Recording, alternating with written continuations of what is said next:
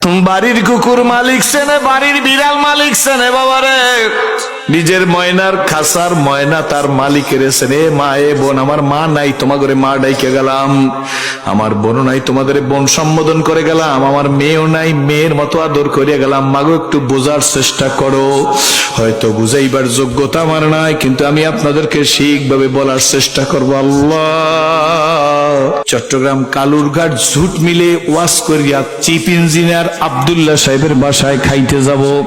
আমার সাথে বড় বড় আলেম ওলামারা সবাই বাসার ভিতর ঢুকছে। ইঞ্জিনিয়ার সাহেবকে ডাক দিয়ে বললাম, ইঞ্জিনিয়ার সাহেব আপনারা ভিতরে যান, খানা দেন, আমি একটু আসতেছি। ইস্তেঞ্জা সারিয়াম, ইস্তেঞ্জা তাড়াতাড়ি করিয়া সারিয়াম।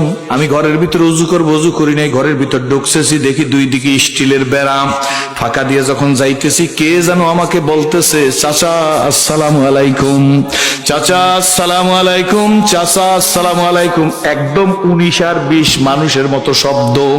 আমি দাঁড়াইয়ে দেখি, লোক দেখি না, কে আমাকে সালাম দে। একটু দেরি হয়ে গেছে, ইঞ্জিনিয়ার সাহেব তাড়াতাড়ি আসছে। হুজুর দেরি করেন কেন? সবাই প্লেট নিয়ে বসা আছে, আপনি না যাওয়া পর্যন্ত তার খানা দেওয়া যায় না।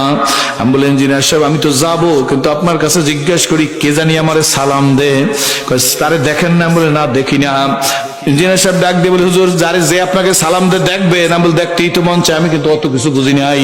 ইঞ্জিনিয়ার সাহেব পকেট থেকে একটা স্টিলের লম্বা চাবি দরজার মধ্যে ঢুকাই দিয়া স্প্রিং এর দরজা সিট ওই পাশে চলে গেছে।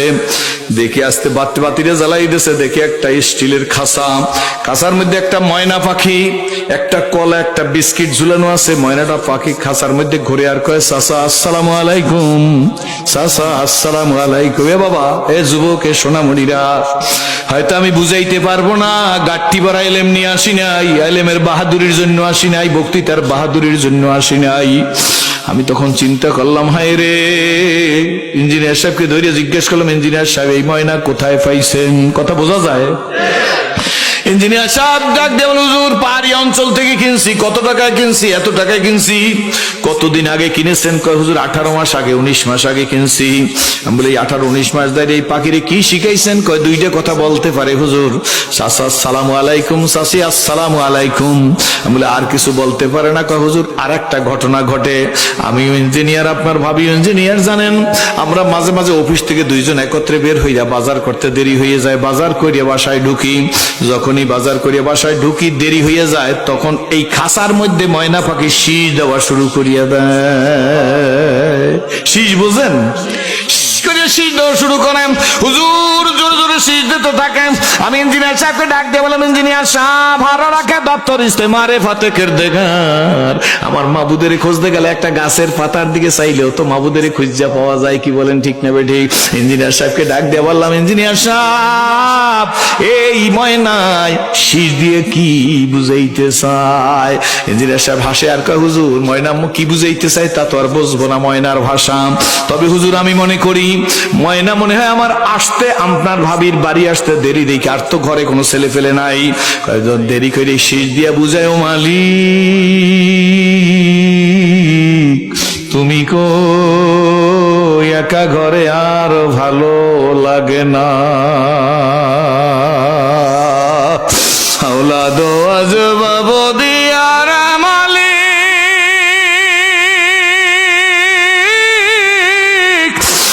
রাখিস ভুলাইয়া,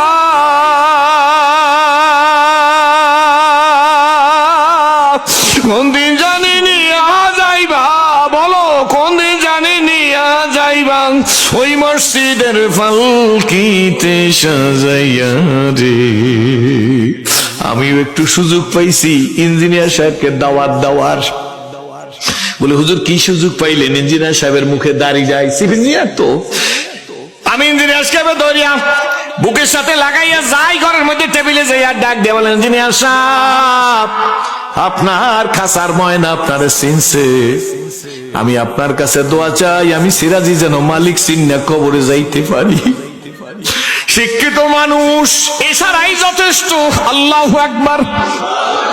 ইঞ্জিনিয়ার সাহেব আমার ধরিয়া দেখতাম পাগলা, শিক্ষিত মানুষ চোখ দিয়ে দর দর করিয়া পানি পরে, কয় হুজুর বুঝেছি গো, আপনি জিরে মাইরা মারে শিখান, আপনি কিভাবে আল্লাহকে না চিনলে ইসলাম কবুল করছেন? আসলে আমি চিনতে পারি নাই। আপনি তো বলবেন আমার দাড়ি রাখার কথা। আমি হাস দিয়া ইঞ্জিনিয়ার সাহেব, তা আমি বলি নাই।